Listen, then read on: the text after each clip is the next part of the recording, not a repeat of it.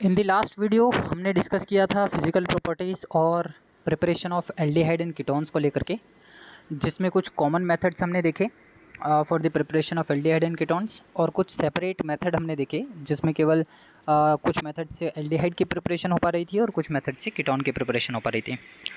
Now in this video we will discuss about the reactions, chemical reactions or chemical properties of aldehyde and ketone, which is based upon the NSR reactions, nucleophilic substitution, nucleophilic addition reactions.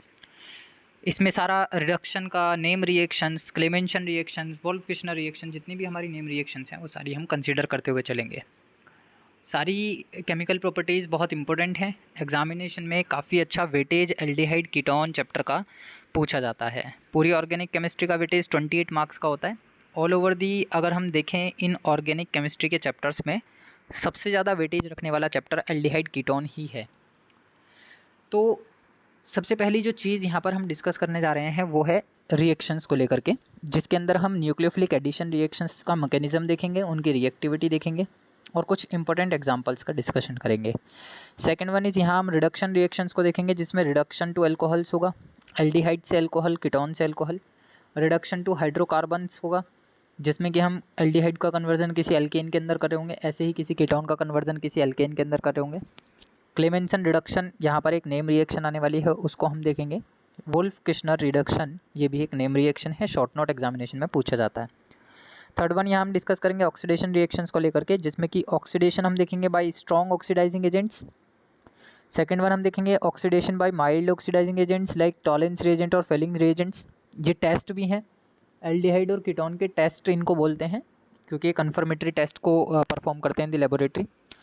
Third one हम इसमें देखेंगे oxidation of methyl ketones या फिर aldehydes, जिनके अंदर CH3CO group contain होगा, and alcohols containing CH3CHOH groups. इन सभी चीज़ों का हम ऑक्सीडेशन यहाँ डिस्कस करने वाले हैं। तो चलिए स्टेप बाय स्टेप स्टार्ट करते हैं। इसमें स्टेप बाय स्टेप के साथ साथ और दो तीन रिएक्शंस और कंसिडर हम यहाँ लेकर के चलते हैं, जिसमें कि रिएक्शंस आएंगी कुछ जो कि अल्फ़ा हाइड्रोजन की वजह से होती हैं। अब ये जो अल्फ़ा हाइड्रोजन है इसको हम मॉलिक्यूल को लिख करके देखेंगे। जब रिएक्शंस में मॉलिक्यूल बना करके दिखाऊंगा तो वहाँ समझाऊंगा कि अल्फ़ा हाइड्रोजन कौन सा हाइड्रोजन है। तो कुछ स्पेसिफिक रिएक्शंस हैं जो केवल अल्फ़ा हाइड्रोजन कंटेनिंग कंपाउंड ही रिप्रेजेंट करते हैं, जिसमें पहला है aldol condensation, second one is cross aldol condensation. Last है इसमें अदर रिएक्शंस के अंदर कंसिडर होती हैं कैनिजारो रिएक्शंस और एरोमेटिक इलेक्ट्रोफिलिक सब्स्टिट्यूशन रिएक्शन, जैसे कि नाइट्रेशन की रिएक्शन है। और लास्ट इसमें हमारे पास आता है यूजेस एल्डिहाइड और कीटोन का। इस तरीके से हमारा ये पूरा पार्ट कंप्लीट होने वाला है, जिसमें हम chemical properties of aldehyde and ketone का डिस्कशन करेंगे। तो चलिए स्टार्ट करते हैं। सबसे पहली ये है आपका एक प्रीवियस सेशन का रिव्यू। चाहें तो आप वीडियो से उसको रिव्यू कर सकते हैं, अदरवाइज़ ये कुछ छोटे छोटे पॉइंट्स हैं जो यहाँ पर कवर किए गए हैं। यहाँ हम सीधा रिएक्शंस पर आते हैं, केमिकल प्रॉपर्टीज़ को लेकर के चल रहे हैं, जिसमें पहली प्रॉपर्टी हमारे पास है न्यूक्लियोफिलिक एडिशन रिएक्शन। पहली प्रॉपर्टी का जो हम डिस्कशन करने जा रहे हैं that is nucleophilic addition reaction. Mechanism क्या कहता है? मैकेनिज़्म इंपॉर्टेंट है एग्ज़ाम के पॉइंट ऑफ व्यू से, क्योंकि रिएक्शंस इस मैकेनिज़्म को फॉलो करते हुए चलने वाली है। तो हम एक बेसिक एग्जांपल लेकर के चल रहे हैं एल्डिहाइड या कीटोन के एक फंक्शनल ग्रुप का, जो कि ये है। अगर यहाँ पर H होगा और R होगा तो ये क्या हो गया? एल्डिहाइड। और अगर ये दोनों R होंगे तो ये क्या हो गया? कीटोन। तो हम तो केवल क्या करेंगे? फंक्शनल ग्रुप को देखते हुए चलेंगे। मैंने ये कंसिडर कर लिया कि यहाँ पर मेरा एक एटम A है, एक एटम B है, यानी कि एक ग्रुप A एक ग्रुप B। अब होगा क्या, क्योंकि मुझे ये पता है ऑक्सीजन जो होता है वो मोर इलेक्ट्रोनेगेटिव होता है कार्बन से, तो ऑक्सीजन के अंदर टेंडेंसी होती है वो अपना इलेक्ट्रॉन विड्रॉ करा ले और अपनी तरफ शिफ्ट कर ले। तो ऑक्सीजन जैसे ही अपना इलेक्ट्रॉन अपनी तरफ विड्रॉ करेगा तो ऑक्सीजन पर आ जाएगा नेगेटिव चार्ज, उसी टाइम पर कार्बन पर आ जाएगा पार्शियल पॉजिटिव चार्ज। ये पार्शियल नेगेटिव, ये पार्शियल पॉजिटिव। उस केस में जो ऑक्सीजन है ये कहलाया हमारा न्यूक्लियोफाइल, क्योंकि nucleophiles are those species which contains negative charge. अब ये जो मॉलिक्यूल की स्ट्रक्चर मैंने बनाई है, जो यहाँ पर मैं दिखा रहा हूँ इस फंक्शनल ग्रुप को रिप्रेजेंट करके, वो एक प्लेन पर दिखा रहा हूँ, 2D प्लेन पर। तो इसकी जो स्ट्रक्चर है वो कैसी होती है? प्लेनर होती है। अब होगा क्या कि जैसे जैसे रिएक्शन बढ़ेगी, रिएक्शन को हम आगे की तरफ लेकर के जाएंगे, क्योंकि न्यूक्लियोफिलिक एडिशन रिएक्शन है तो ये 2 स्टेप की रिएक्शन रहने वाली है। पहला स्टेप क्या होगा? बहुत स्लो स्टेप होगा। ये रेट डिटरमाइनिंग स्टेप कहलाता है, रेट डिटरमाइनिंग स्टेप, RDS। इस चीज़ को हमें ध्यान रखना है किसी भी मल्टी स्टेप रिएक्शन में। First step always be the rate determining step, और वो हमेशा स्लो होता है न्यूक्लियोफिलिक एडिशन रिएक्शन के अंदर। होगा क्या कि ये जो न्यूक्लियोफाइल हमारा ऑक्सीजन है, कार्बन के साथ हमारा एक ग्रुप ए लगा हुआ है और एक बी लगा हुआ है। यहाँ अगर मैं देखूँ ऑक्सीजन को सेपरेट करते हुए तो ये भी एक न्यूक्लियोफाइल की तरह काम कर रहा है, लेकिन अभी ये किसके साथ कनेक्टेड है, हमारा मॉलिक्यूल के साथ कनेक्टेड है। तो उस केस में ये कुछ ऐसी स्ट्रक्चर हमें देखने के लिए मिल रही है, इस पर नेगेटिव चार्ज, इस पर पॉजिटिव चार्ज। अब मैं ये कह रहा हूँ क्योंकि मुझे न्यूक्लियोफाइल का एडिशन कराना है, तो मैं एक न्यूक्लियोफाइल बाहर से लाऊंगा जो कि एक नेगेटिवली चार्ज स्पीशी होती है। वो न्यूक्लियोफाइल आएगा और इस कार्बन पर अटैक कर देगा आकर के। क्यों कर देगा? क्योंकि न्यूक्लियोफाइल नेगेटिव है और कार्बन पर क्या आ गया, पॉजिटिव चार्ज आ गया। Negative positive attract each other. तुरंत न्यूक्लियोफाइल आया और इस कार्बन पर क्या किया, उसने अटैक किया। अब न्यूक्लियोफाइल जब अटैक करेगा तो इसके अंदर एक हिंड्रेंस क्रिएट हो जाएगा। हिंड्रेंस का मतलब क्या हुआ, इसके अंदर एक अनसर्टेनिटी आ जाएगी, एक बेसिकली एंट्रोपी जो होगी इसकी वो बढ़ जाएगी। एंट्रोपी बढ़ने का मतलब है कि इसकी जो स्ट्रक्चर है, इसकी जो ज्योमेट्री है वो भी चेंज हो जाएगी। अभी तक ये ज्योमेट्री प्लेनर थी, लेकिन जैसे ही न्यूक्लियोफाइल आएगा तो वो न्यूक्लियोफाइल इस बॉन्ड को भी रिपेल करेगा, इस बॉन्ड को भी रिपेल करेगा और इस वाले बॉन्ड को भी रिपेल करेगा। तीनों बॉन्ड्स को रिपेल करने की वजह से न्यूक्लियोफाइल ने तीनों बॉन्ड्स को नीचे की तरफ क्या कर दिया, बेंड कर दिया। अब न्यूक्लियोफाइल जैसे ही इसके ऊपर कनेक्ट हो गया तो इसकी शेप कुछ ऐसी बन गई जो कि एक टेट्राहेड्रल की शेप होती है। ये एक टेट्राहेड्रल इंटरमीडिएट हमारा यहाँ क्रिएट हो गया। जैसे कि हम मीथेन की स्ट्रक्चर देखते हैं, सेम यही चीज़ है। एक बॉन्ड बैक साइड पे है, एक बॉन्ड फ्रंट साइड पे है, और न्यूक्लियोफाइल की वजह से ये सारा काम हुआ है। उसके बाद सेकंड स्टेप हमारे पास आता है, जब न्यूक्लियोफाइल इसके ऊपर जुड़ गया और न्यूक्लियोफाइल का टेट्राहेड्रल एक इंटरमीडिएट क्रिएट हो गया। सेकंड स्टेप बहुत फास्ट प्रोसेस होता है जिसको हम एसिडिक मीडियम में कराते हैं। आपको करना क्या है, ये जो पूरा मॉलिक्यूल है इसके ऊपर नेगेटिव चार्ज की टेंडेंसी ज़्यादा हो जाएगी क्योंकि ऑक्सीजन पे भी नेगेटिव है, न्यूक्लियोफाइल भी नेगेटिव है। हमें करना क्या है, इसको एसिडिक मीडियम में डाल देना है, जो एक बहुत फास्ट स्टेप होता है। जैसे ही तुम इसको एसिडिक मीडियम में डालते हो, तुरंत ये एसिडिक मीडियम का हाइड्रोजन ऑक्सीजन पर अटैक करेगा और ये कन्वर्ट हो जाएगा किसमें, OH ग्रुप में। ये हमारा क्या कहलाता है, एडिशन का प्रोडक्ट कहलाता है। तो इन केस ऑफ एल्डिहाइड और कीटोनिक फंक्शनल ग्रुप अगर हम देखें, ये बेसिकली इसी तरीके से काम करेगा और हमारे पास जो फाइनल प्रोडक्ट होगा वो अल्कोहल की कैटेगरी का होगा। अगर मैं रिएक्टिविटी को लेकर के बात करूं तो एल्डिहाइड्स जो होते हैं वो ज़्यादा रिएक्टिव होते हैं देन कीटोन्स। यानी कि ये जो फंक्शनल ग्रुप है, ये अगर एक हाइड्रोजन और एक अल्काइल ग्रुप को कंटेन कर रहा है तो न्यूक्लियोफिलिक एडिशन रिएक्शन को वो ज़्यादा तेज़ी से रिप्रेजेंट करेगा as compare to the ketone, जबकि यहाँ पर दोनों R ग्रुप प्रेजेंटेड हो।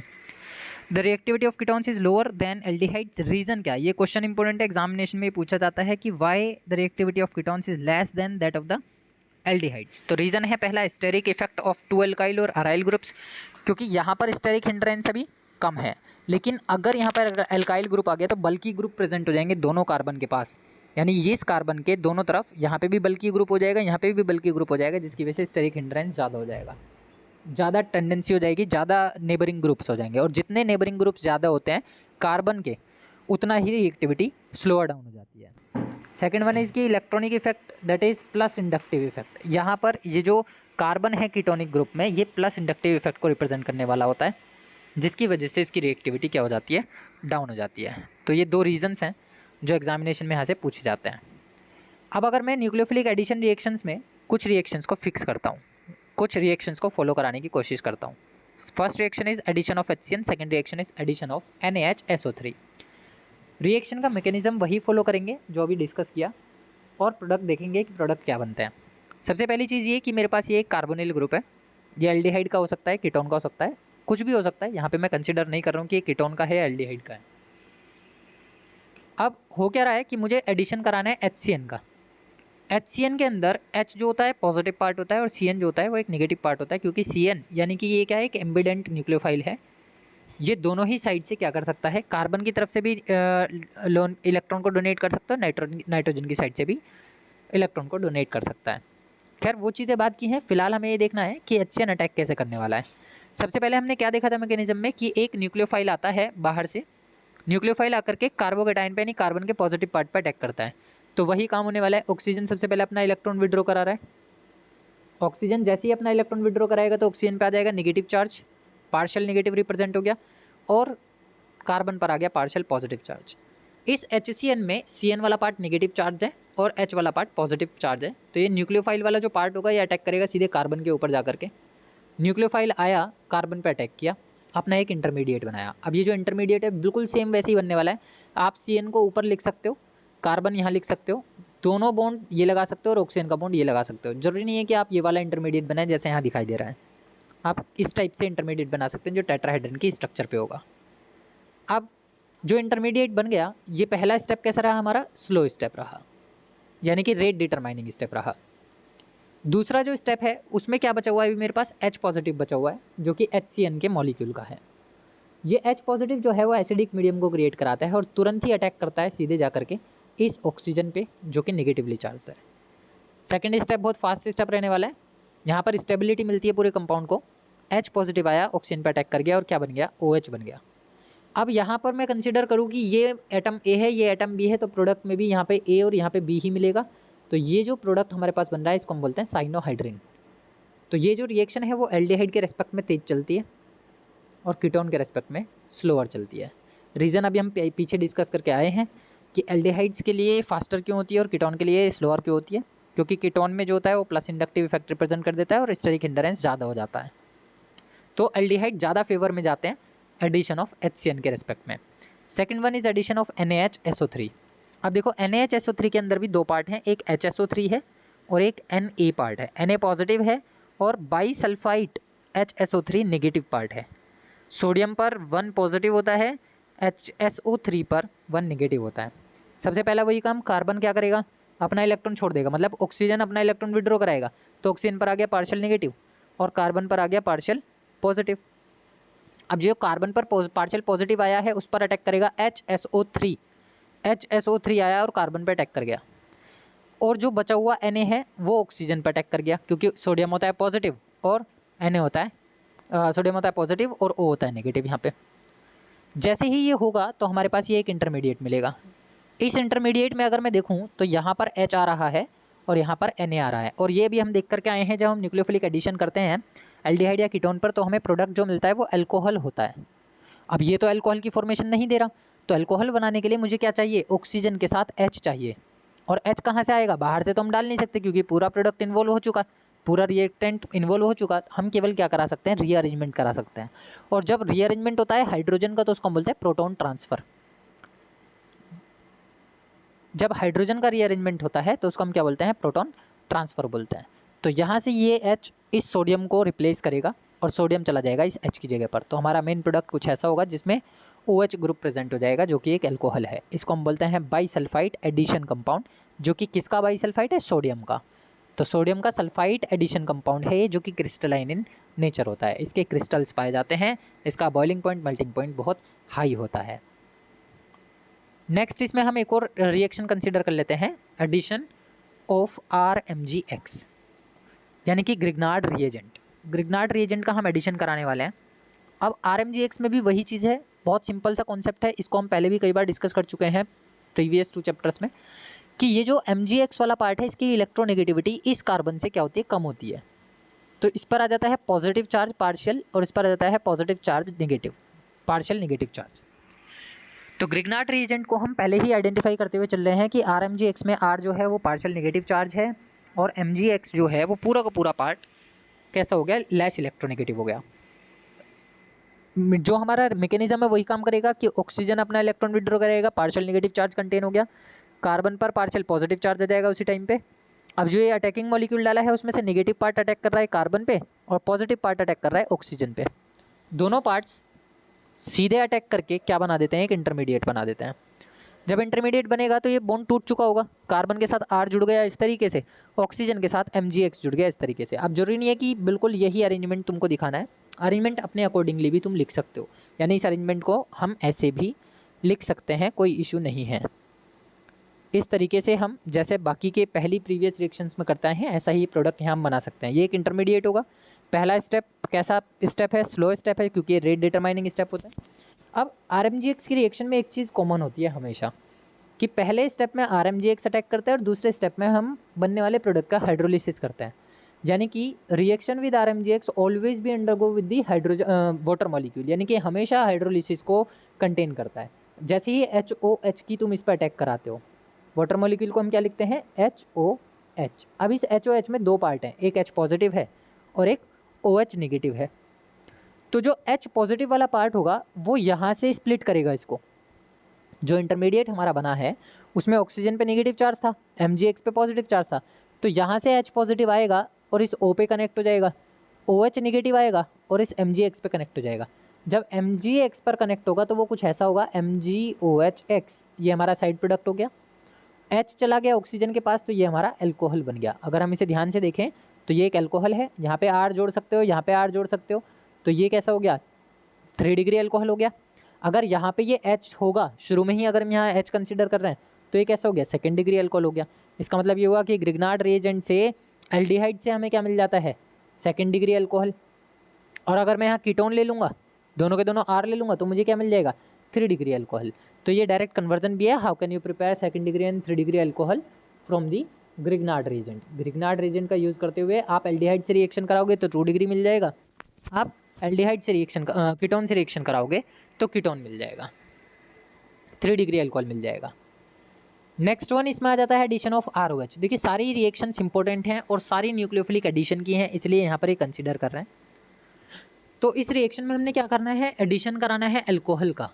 इस बार ROH का पार्ट मेरे पास है, ये ROH अटैक करने वाला है इस एल्डिहाइड के ऊपर। एल्डिहाइड को हमने यहाँ क्या लिखा है, ये RCH डबल बॉन्ड O, अभी भी वही है, बिल्कुल सेम चीज़ है।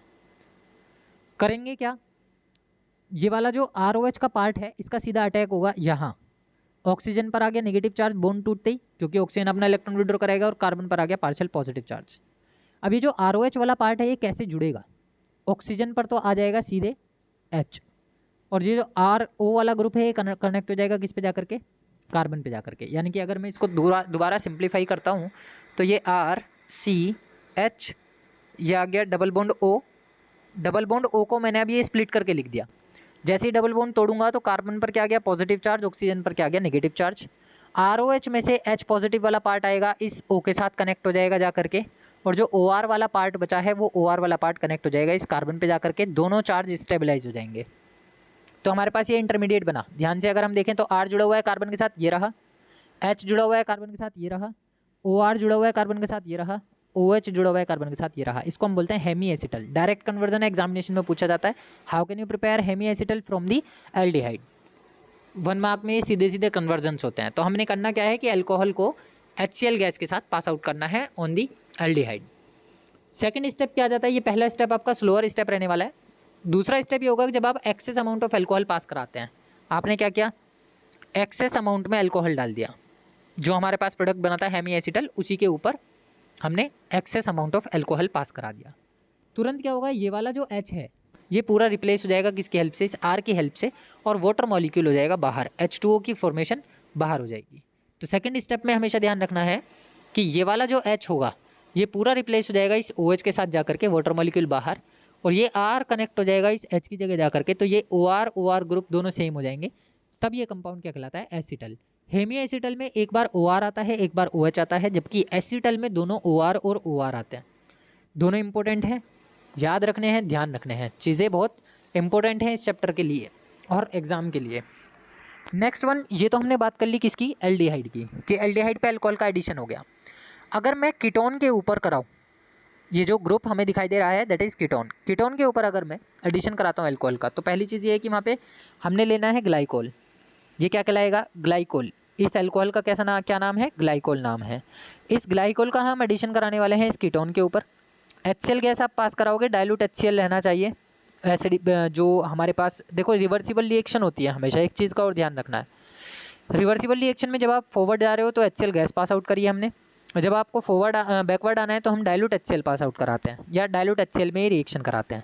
अब रिएक्शन का कॉन्सेप्ट बहुत आसान है, आपको कुछ नहीं करना, केवल बॉन्ड तोड़ देना है, आपको केवल और केवल बॉन्ड तोड़ देना है। कैसे तोड़ेंगे, ये RCR, यहाँ से ये जो डबल बॉन्ड ऑक्सीजन है इसके दोनों हाइड्रोजन के साथ निकाल दो उसको बाहर। इसको उल्टा करके अगर मैं लिखूँ ग्लाइकोल को, तो ये OH, ये OH, ये आ गया यहाँ पे CH2, ये आ गया यहाँ पे CH2, और ये आपस में कनेक्टेड है, ये ग्लाइकोल है। तो ये वाला H2O का पार्ट सेपरेट हो जाएगा, यहाँ से ये हमने क्या कर दिया, H2O बाहर कर दिया। रिएक्शंस को ध्यान रखने का तरीका यही होता है कि आप उनको अपने अकॉर्डिंगली अरेंज कर लें, जो प्रोडक्ट हमें बाहर निकालना है उसको नियर बाई प्लेस कर लें।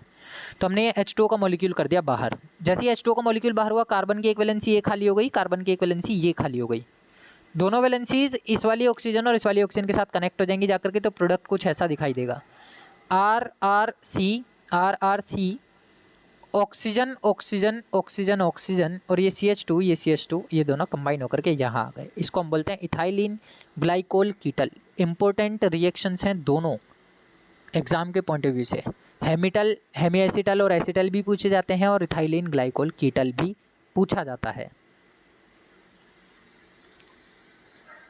नेक्स्ट आ गया इसमें addition of ammonia and its derivatives. अब अमोनिया का एडिशन और अमोनिया के डेरिवेटिव्स का क्या एडिशन है, वो किस तरीके से काम करते हैं। ये रिएक्शंस आसान है, सबसे आसान है, क्योंकि इन सभी रिएक्शंस में केवल हमें रिमूवल ऑफ वाटर निकालना होता है, रिमूवल ऑफ वाटर करना होता है। तो आपको हमेशा एक चीज़ का ध्यान रखना है कि अमोनिया या उसके डेरिवेटिव्स को प्लेस कैसे करना है, उनको लिखना क्या है, उनका अरेंजमेंट क्या रखना है। तो हमने क्या किया, हमारे पास ये फंक्शनल ग्रुप है कार्बोनिल, जो कि एल्डिहाइड या कीटोन कुछ भी हो सकता है। ये मेरे पास अमोनिया है। जब मैंने यहाँ Z लिखा तो अब मैं इसको अपनी अकॉर्डिंगली चेक करते हुए चलूँगा।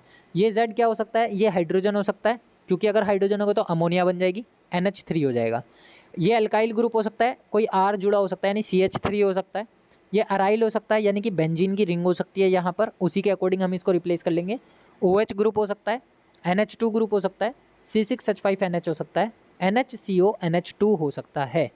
अब एल्काइल ग्रुप आप लोगों को मालूम है, अराइल आपको मालूम है, हाइड्रोक्सिल आपको मालूम है, अमीन आपको मालूम है। ये आपके पास जो ग्रुप होगा, यहाँ पे देखो, अगर मैं इसको प्लेस करता हूँ तो ये हो जाता है H2N, और ये वाला ग्रुप जब हम जोड़ेंगे तो उल्टा करके जोड़ेंगे, NHC6H5। इसको बोलते हैं सेमी कार्बेजोन। ये जो ग्रुप यहाँ दिखाई दे रहा है इसको हम बोलते हैं या एक चीज़ और है, आप पहले एक चीज़ याद रखें, NH2NH2, ये हो गया NH2NH2, इसका नाम है हाइड्राजीन। इसको हम क्या बोलेंगे, हाइड्राजीन। अब इस हाइड्राजीन में से एक H हटा दो, एक H हटा करके C6H5 लगा दो, तो ये दिखाई देगा। तो इसको हम फिनाइल हाइड्राजीन भी कहते हैं। जब हाइड्राजीन में से एक H हटा करके उसकी जगह C6H5 लगा देंगे तो उसका नाम बन जाएगा फिनाइल हाइड्राजीन। ये आ गया फिनाइल हाइड्राजीन। अब पूरा ग्रुप जब इसके साथ कंबाइन हो गया, ये वाला जो ग्रुप है इसको कैसे कनेक्ट करेंगे अब हम, ये जो NH2NH2 है जिसको हम हाइड्राजीन बोल रहे हैं, इस हाइड्राजीन में से एक H हटाओ, एक H हटा दो और उसकी जगह लगा दो CONH2। एक H हटा करके क्या लगा देना है इसकी जगह, CONH2। तो ये क्या है, अमाइड है। ये कौन सा ग्रुप होता है, CONH2, ये अमाइड ग्रुप होता है। तो ये क्या बन जाएगा, सेमी कार्बेजाइड। इसको क्या बोलेंगे हम, सेमी कार्बेजाइड। ये धीरे धीरे अब ये रिएक्शंस आगे स्टेप बाय स्टेप आएंगी, देखते हैं इनका मैकेनिज्म क्या है, किस तरीके से काम करती हैं। तो ये कार्बोनिल ग्रुप मेरे पास है, कार्बोनिल ग्रुप में अटैक कराया मैंने सीधे जाकर के अमोनिया या इसके डेरिवेटिव का। वो डेरिवेटिव इनमें से कोई भी हो सकता है, उसका रेस्पेक्टिव कंपाउंड हमें मिलेगा, प्रोडक्ट देखने के लिए मिलेगा। तो अभी किया क्या, इस कार्बोनिल कंपाउंड पर सीधे सीधे हमने अटैक किया अमोनिया या उसके डेरिवेटिव का। आपको क्या करना है, आपको यहाँ से सिंपल बस ये H2O को बाहर निकालना है। अगर आपको सिंगल स्टेप रिएक्शन करनी है तो इंटरमीडिएट दिखाने की ज़रूरत नहीं है। आप क्या याद रखेंगे, बस H2O का मॉलिक्यूल बाहर कर दो, हर बार H2O का मॉलिक्यूल बाहर कर दो, और जो कुछ भी बचा उसको आपस में कंडेंस कर दो। डबल बॉन्ड के साथ डायरेक्टली N और Z शिफ्ट हो जाएंगे। अब ये Z यहाँ पे अगर R ग्रुप होगा तो R लगा दोगे, AR ग्रुप होगा यानी फिनाइल होगा तो फिनाइल लगा दोगे, OH होगा तो OH लगा दोगे, NH2 होगा तो NH2 लगा दोगे, C6H5NH होगा तो ये लगा देंगे, और NHCONH2 होगा तो ये लगा देंगे। इस तरीके से हमें अपना एक रेस्पेक्टिव प्रोडक्ट मिल जाएगा। अगर इंटरमीडिएट बनाना है तो रिएक्शन तब भी आसान ही है, कोई बड़ी बात नहीं है, क्योंकि कार्बन में से यानी ऑक्सीजन इलेक्ट्रॉन विड्रॉ कराएगा तो कार्बन पर आ जाएगा पॉजिटिव चार्ज, ऑक्सीजन पर आ जाएगा नेगेटिव चार्ज। अब ये एक दूसरे को ऐसे सिचुएट कर लेंगे, रिएक्शन को आसान करने के लिए हम ऐसा बना देते हैं, ये नेगेटिव चार्ज ये पॉजिटिव चार्ज। इसके ऊपर सीधे जा करके कौन अटैक करने वाला है, यहाँ से ये पूरा NH, एक H तो चला जाएगा निकल करके ऑक्सीजन पे, ये आ गया OH, और जो NHZ बचा, NHZ आ गया नीचे, ये इंटरमीडिएट है। इस इंटरमीडिएट में रीअरेंजमेंट चलता है और पूरा वाटर मॉलिक्यूल बाहर हो जाता है। तो ये वाला OH और ये H पूरा सेपरेट हो जाएगा वाटर मॉलिक्यूल बनाते हुए। इस तरीके से हमें अपना मेन प्रोडक्ट मिल जाता है। तो ये रिएक्शंस हैं जो रिएक्शन आसानी से एग्जामिनेशन में पूछी जाती हैं। अब देखो यहाँ पर ये सारे हमने प्रोडक्ट दिखाए कि एडिशन जो होता है अमोनिया का या फिर उसके डेरिवेटिव का, तो उससे बनने वाले जो प्रोडक्ट हमारे पास होते हैं वो कौन कौन से होते हैं।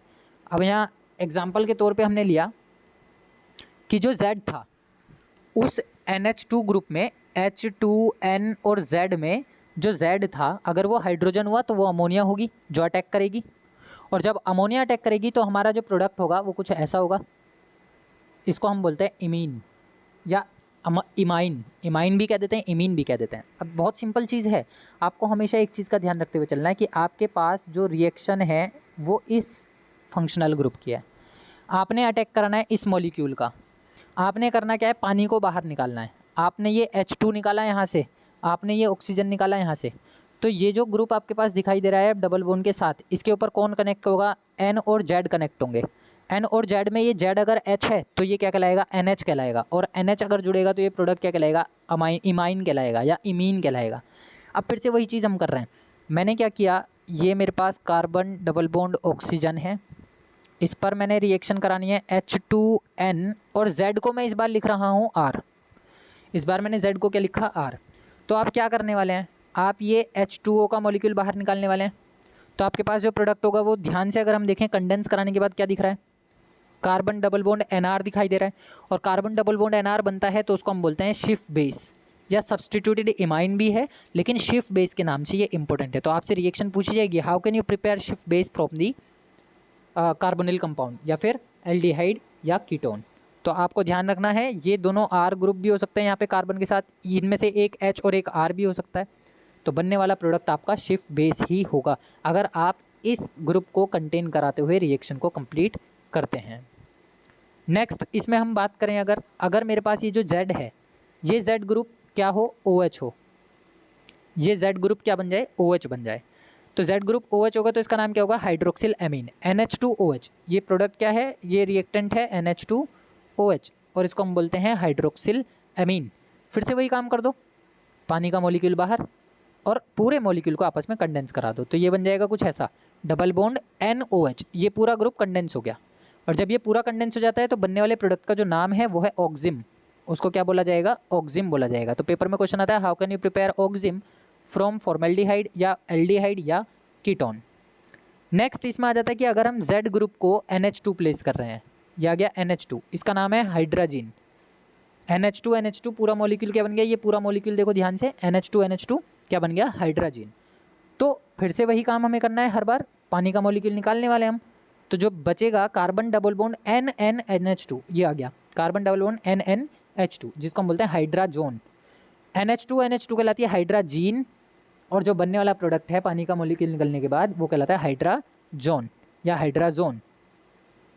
नेक्स्ट आ जाती है हमारे पास कि अगर इस Z ग्रुप को मैं पूरा रिप्लेस करा दूँ NH और इसके साथ एक बेंजीन की रिंग, ये बेंजीन की रिंग यानी फिनाइल हाइड्राजीन, इसका नाम क्या बन गया, फिनाइल हाइड्राजीन। अभी मैंने बताया हाइड्राजीन में से एक H हटा करके उसकी जगह फिनाइल ग्रुप लगा दो तो वो क्या बन जाता है, फिनाइल हाइड्राजीन बन जाता है। प्रोडक्ट फिर से वही वैसे बनेगा, पानी का मॉलिक्यूल बाहर और पूरा कंडेंस कर दो आपस में, जैसे ही कंडेंस करोगे तो प्रोडक्ट कुछ ये होगा जिसको हम बोलते हैं फिनाइल हाइड्राजोन। जब ऊपर का हाइड्राजोन था, नीचे वाला फिनाइल हाइड्राजोन।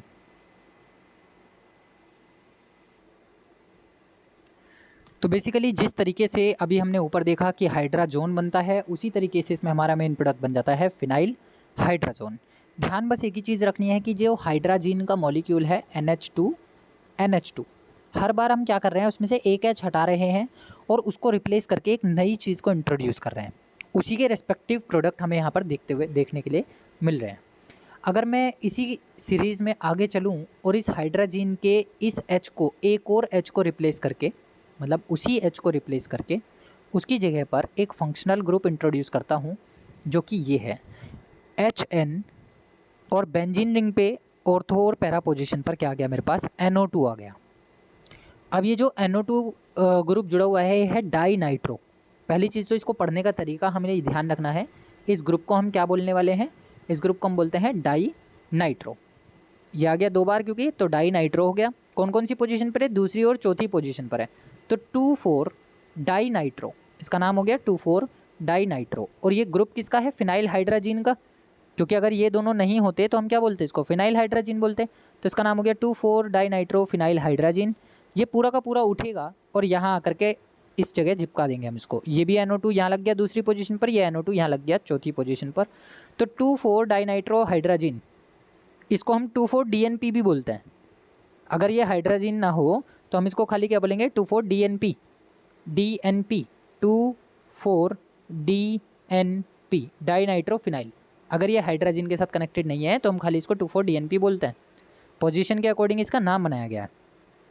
अब ये जो बेसिकली 2,4 डाइनाइट्रोफिनाइल है, इसने अटैक करना है किसके ऊपर जाकर के, सीधे कार्बोनिल कंपाउंड के ऊपर जाकर के वाटर का मॉलिक्यूल बाहर निकालना है हर बार की तरह। जैसे ही वाटर का मॉलिक्यूल बाहर निकालेंगे तुरंत ही हमारे पास जो प्रोडक्ट होगा वो कुछ ऐसा होगा, और इसका जो नाम है, पानी का मॉलिक्यूल बाहर निकलती है हमेशा वही काम करना है, कंडेंस कर देना है पूरे मॉलिक्यूल को। जैसे ही कंडेंस करोगे तो प्रोडक्ट मिलेगा 2,4 डाइनाइट्रोफिनाइल हाइड्राजोन। यहाँ पर हाइड्राजीन रहती है जब तक ये रिएक्शन में पार्टिसिपेशन नहीं दे रही। जैसे ये कनेक्ट हो जाएगी, कंडेंस हो जाएगी, तो ये क्या बन जाएगा, हाइड्राजोन बन जाएगा। लास्ट इसमें हमारे पास आ जाता है अमाइड ग्रुप। जब आप CONH2 ग्रुप लगा देते हैं एक हाइड्रोजन को हटा करके, ये जो हमारे पास पूरा का पूरा कार्बोनिल ग्रुप है, इसके ऊपर हम अटैक करा रहे हैं किसका, H2N single bond NHC double bond ONH2 का। तो फिर से वही काम करेंगे, पानी का मॉलिक्यूल बाहर निकाल देंगे और पूरा मॉलिक्यूल कंडेंस कर देंगे। ये NH है। अब ये पूरा मॉलिक्यूल जब कंडेंस होगा तो बनने वाला प्रोडक्ट ये होगा और नाम कहलाएगा सेमी कार्बेजोन। ये है सेमी कार्बेजाइड और प्रोडक्ट मिलेगा सेमी कार्बेजोन का। तो ये हमारे पास डेरिवेटिव्स हैं अमोनिया के, या फिर अमोनिया की जब हम रिएक्शन कराते हैं तो उससे बनने वाले प्रोडक्ट का नाम क्या होता है। तो ये बेसिक रिएक्शंस हैं न्यूक्लियोफिलिक एडिशन रिएक्शन में, जितनी भी अभी तक हमने डिस्कस करी, जो कि कार्बोनिल कंपाउंड्स के ऊपर चलती हैं। और इस टेबल में से जो रिएक्शंस हैं, इस टेबल की जो ये रिएक्शंस हैं, ये एग्जाम के पॉइंट ऑफ व्यू से बहुत इंपॉर्टेंट है। मिनिमम 2 रिएक्शन यहाँ से हमेशा पूछी जाती हैं। एक ये शिफ्ट बेस आपका एक केमिकल टेस्ट के लिए पूछा जाता है, लेबोरेटरिकल टेस्ट है, distinguish between aldehyde ketone and carboxylic acid के लिए हम इसको यूज़ करते हैं। अदरवाइज़ ये एक जो रिएक्शन है 2,4 DNP, इसको भी हम एक केमिकल टेस्ट की तरह यूज़ करते हैं फॉर द एल्डिहाइड और कीटोन्स। नेक्स्ट वीडियो में और नेक्स्ट क्लास में हम देखेंगे कि और कौन कौन सी केमिकल प्रॉपर्टीज़ हैं जो कि रिडक्शन और ऑक्सीडेशन को फॉलो करती हैं फॉर द एल्डिहाइड या कीटोन्स या फिर कार्बोनिल कंपाउंड्स।